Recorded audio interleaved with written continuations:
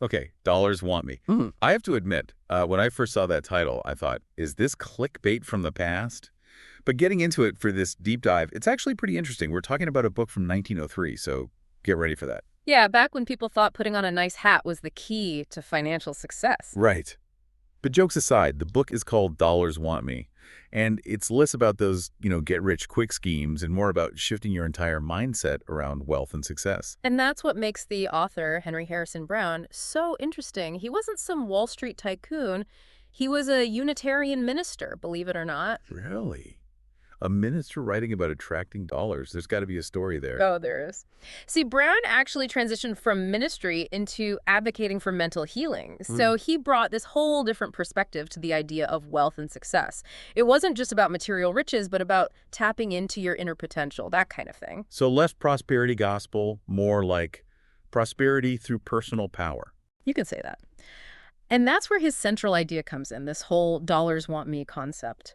Instead of chasing money from this place of need, of I want, he says you have to flip the script. Thick the script how? It's about cultivating the feeling, the belief even, that you're the prize, that you have something to offer, that you are inherently valuable, and therefore dollars want me. Okay, I'm starting to see how this ties into his background with mental healing. It's about self-worth, isn't it? Exactly. It's about recognizing your own value and then approaching wealth and success from that place of confidence. And Brown was adamant that this wasn't just some mystical law of attraction thing, though there are definitely some parallels. So how is it different? Well, for Brown, it was all about taking action. It wasn't enough to just sit around thinking positive thoughts. You had to actually put yourself out there and offer something of value to the world. So it's like that old saying, dress for the job you want, not the job you have. But in this case, it's about embodying that dollars want me confidence in every aspect of your life. Precisely. It's about owning your worth and letting that confidence radiate outwards, attracting the success you desire. I like it. It's like, hey, world, I'm here. I got this. And you're lucky to have me. I got to ask, how practical is this, really? Well, Brown uses this great example of a successful businessman. This guy isn't running around yelling, "Give me your money, I need to be rich." Instead, he operates from a completely different energy. Okay. He focuses on the value he provides. He understands that, people need to eat. People want a good meal. I can offer them that. It's subtle, but I see what you mean. It's not about begging or pleading for success. It's about confidently presenting what you bring to the table. Mm. But we're not all 1903 businessmen. How does this translate to, say, someone looking for a better job in today's world? It's the same principle. Think about how often we approach job hunting from this place of lack, right? Ah, I need a better job. I need more money. All the time. But what if, like Brown suggests, we shifted that perspective? Instead of I need, it becomes my skills are in demand. I have the experience to solve this company's problems. So it's like marketing, basically, but you're marketing yourself. You're Mm. presenting your skills and experience as the valuable commodity they are. Exactly. It's about recognizing your own worth and then communicating that value effectively. It's about stepping into that space of confidence and abundance, even if your current situation doesn't quite reflect it yet. It's about acting as if, even if you don't quite feel it yet. Fake it till you make it, as they say. You could say that, but it's more than just faking it. It's about shifting your internal dialogue, recognizing your inherent worth, and then letting that confidence guide your actions. It's like you're laying the groundwork for that dollars want me reality to take hold. Exactly. And Brown would argue that when you start with that inner shift, the external results will follow. So we're building this idea of dollars want me, but it's not just about feeling good about ourselves, right? Mm. Brown gets into some pretty practical stuff too. Like he had this whole take on the nature of money itself. Oh, yeah, he did. He compared it to a force of nature, A force of nature. like water or electricity. Mm. On its own, either good nor bad, but capable of immense power depending on how it's used, how it's directed. Okay, I see where you're going with this. So tying it back to dollars want me, it's about recognizing that we have the power to direct that force. Exactly. It's not about being at the mercy of money, but becoming the one in control, the one who directs the flow.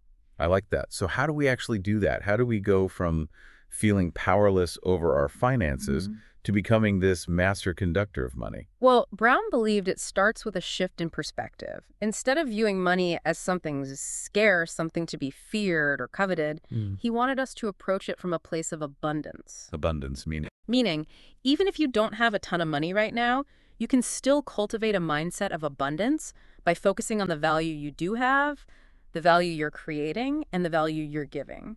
It's about shifting that internal dialogue from I lack to I have. And that ties back into the whole self-worth thing we were talking about earlier. Absolutely. It's all connected. When you recognize your own inherent worth, you naturally start to see the world, including the world of money and finances, through a different lens. Okay, so less about wishing for a windfall and more about appreciating what we've got and approaching money from this place of confidence and abundance. But how does that actually play out in our daily lives? Like, what about those times when we're faced with financial decisions, big or small? How do we make those choices from a dollars want me mindset? Well, Brown had some pretty radical ideas about that too, especially when it came to the language we use around money. Oh, yeah. Like Yeah. what? He believed there were certain phrases, things we say all the time, that actually reinforce a sense of lack and limitation. And he was adamant that we banish these phrases from our vocabulary altogether. Okay, now you've got me curious. What are these forbidden phrases, and how do they supposedly sabotage our financial success? Well, the first one might surprise you. It's something we've all probably said a million times. I can't afford it. I can't afford it. Yeah. Guilty as charged. But what's so wrong with that? It's usually the truth, isn't it? Sure, on the surface, it seems like a simple statement of fact. But Brown would argue that every time we utter those words, we're actually giving away our power. We're placing the power outside of ourselves in the object we're saying we can't afford. So it's not about denying the reality of our current financial situation. It's about shifting the perspective. Exactly. We all have budgets, we all have financial goals. But instead of saying, I can't afford that fancy vacation, Brown might suggest reframing it as, right now, I'm choosing to prioritize saving for a down payment. Subtle, but I see the difference. It's about owning your choices and focusing on what you're working towards, not on what you're supposedly missing out on. Precisely. And that subtle shift in language can make a world of difference in how you view your finances and your ability to create the life you desire. It's about recognizing that you have agency even within constraints. You are making choices, not simply reacting to circumstances. And those choices, made from a place of self-awareness and empowerment, are ultimately what shape your financial reality. Okay, I'm starting to see how this all ties together. So, I can't afford it is out. What's the next forbidden phrase on Brown's list?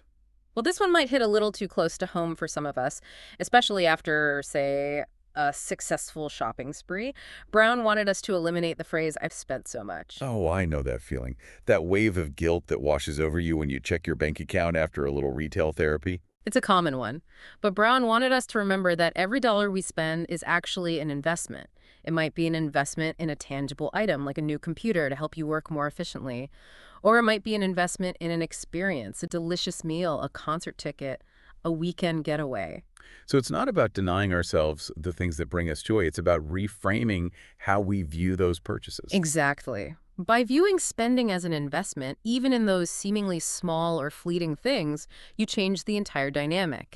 It's no longer about money disappearing into the void. It's about enriching your life in meaningful ways.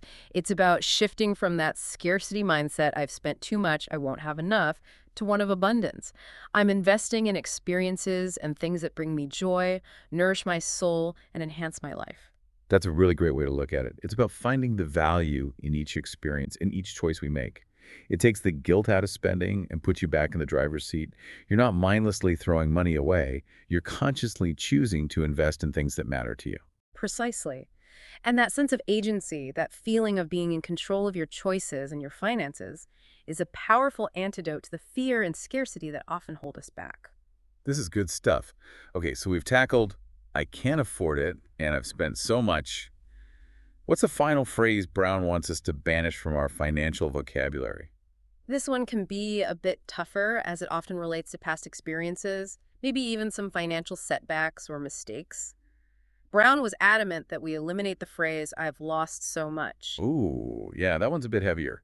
It's definitely linked to some deeper emotions like regret, maybe even a sense of failure. Absolutely. It's natural to feel those things when we experience a financial setback, whether it's a bad investment, a job loss, or unexpected expenses.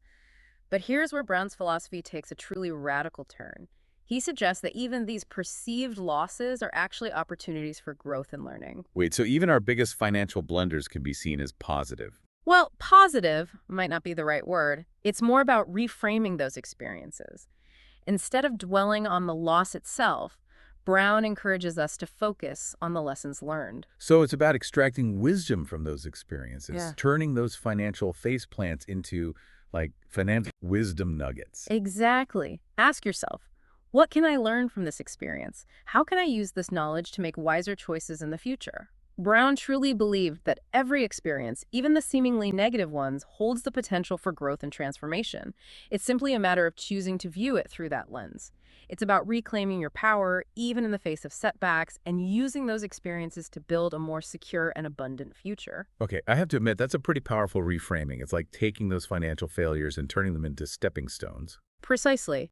It's about recognizing that setbacks are an inevitable part of life, and especially of the often unpredictable world of money. But it's how we choose to respond to those setbacks that ultimately determines our success. Do we let them define us, hold us back, keep us trapped in a cycle of fear and scarcity? Or do we use them as opportunities to learn, grow, and ultimately come out stronger and wiser on the other side? Brown would say choose the latter. Absolutely. And Yeah. that choice, that shift in perspective, is at the heart of the dollars want me philosophy. It's not about denying the realities of financial challenges, but about approaching those challenges from a place of self-worth, abundance, and unwavering belief in our own ability to create the life we desire. This has been such an eye-opening conversation. I'm starting to see that dollars want me isn't just some empty affirmation or get-rich-quick scheme. It's about a fundamental shift in mindset, a way of approaching wealth and success from a place of personal power, purpose, and yes, even a healthy dose of self-love. Absolutely. And what's so fascinating is that even though Brown wrote this book over a century ago, his ideas about wealth, success, and personal fulfillment feel more relevant than ever in today's world. Especially in a world where it feels like everything is constantly changing, the job market's unpredictable, and financial security feels more elusive than ever. People are craving that sense of agency, that feeling of being in control of their own destiny. Exactly. And that's what Brown offers, a framework for reclaiming that power, not through some external magic formula, but through the power of our own thoughts, beliefs, and actions. It's about recognizing that we are not victims of circumstance, but active participants in shaping our own financial realities. And that's a powerful message no matter what your bank account balance looks like. So we've covered a lot of ground here, from flipping the script on how we view money to banishing those scarcity-minded phrases from our vocabulary. But I keep coming back to this idea of dollars want me. It's catchy, it's empowering, but it's not like we can just manifest wealth with pure intention. Well, Well, Brown might argue that intention plays a crucial role, but he was also very clear that attracting wealth requires offering something of genuine value to the world. It's not about some mystical attraction, but about actively participating in the flow of give and take. okay, so less about wishing for a windfall and more about, like, rolling up our sleeves and getting to work. Exactly. Brown was all about taking action, but he believed that action without a deeper sense of purpose was ultimately unfulfilling. So where does that purpose come in? He believed it's about aligning your work with a desire to serve, to contribute to something larger than yourself. That's where he saw that dollars want me energy really clicking into place. So it's not just about finding a job or starting a business. It's about tapping into that deeper why behind what we do. It's about feeling like our work has meaning, that it's contributing to something good. Exactly. And Brown would argue that when you're driven by that desire to serve, to make a positive impact, the financial rewards, the dollars want me part, naturally follow. Okay, I'm with you on that. But it's easy to say, find your purpose, Hmm. but actually figuring out what that is, how to turn that purpose into something that also generates income, that feels kind of daunting. Brown understood that. He knew this wasn't some simple one-size-fits-all formula. He encouraged people to really get to know themselves, to examine their skills, passions, and interests. What problems were they naturally drawn to solving? What unique talents did they have to offer? So it's about self-awareness, but also about paying attention to the world around us, looking for those places where our skills and passions intersect with a genuine need. Right. It's like finding that sweet spot where you can say, this is what I'm good at, and this is what the world needs. And Brown believed that when you hit that sweet spot, the dollars want me effect kicks in. It's like you're aligning yourself with a frequency of abundance that's already out there. Exactly. And it doesn't have to be some grand world-changing endeavor either. It could be something as simple as being an exceptional teacher who inspires their students, a skilled craftsperson who creates beautiful and useful objects, a talented chef who nourishes their community. It's about finding that authentic expression of your unique talents and putting it out there in service to others. This whole conversation reminds me of something Brown talks about in the book, Hmm. the power of our thoughts and self-talk. He even gives the example of John D. Rockefeller, one of the wealthiest men of his time, who, get this, would repeat affirmations every night. It's true. Even someone at the pinnacle of financial success understood the importance of cultivating a positive and abundant mindset. It just goes to show this is an ongoing practice, this awareness of our thoughts and beliefs and how they shape our reality. So even when those doubts creep in, those "I can't afford it, I've spent too much, I've lost so much" thoughts, we have the power to choose a different story. That's the heart of it. It's about recognizing those thoughts as just that thoughts, not facts, and then choosing to replace them with something more empowering, something that aligns with our dollars want me vision. This deep dive has been a real eye-opener. It's not just about attracting dollars. It's about attracting a life of purpose, meaning, and yes, even abundance in all its forms. Absolutely. It's about recognizing our inherent worth and taking action from that place of confidence and self-belief. It's about understanding that we have the power to create a life we love, a life that's both personally fulfilling and, yes, financially rewarding. And who knows, maybe along the way we'll discover that it's not just the dollars that want us, but the success, the fulfillment, the joy, all those things that make life truly rich. So to everyone listening, I have a question for you. What are you going to attract into your life? What unique gifts do you have to share with the world? Because the world is waiting. And who knows, maybe, just maybe, those dollars are waiting too. Thank you for watching. Don't forget to like, subscribe, and comment. It would be a great source of help to maintain and develop this channel and the correlated website. This book overview was presented to you by olbooksummary.com.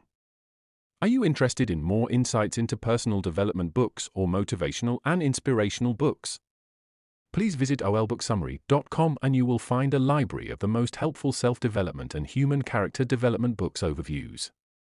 See you soon with the next books overview video.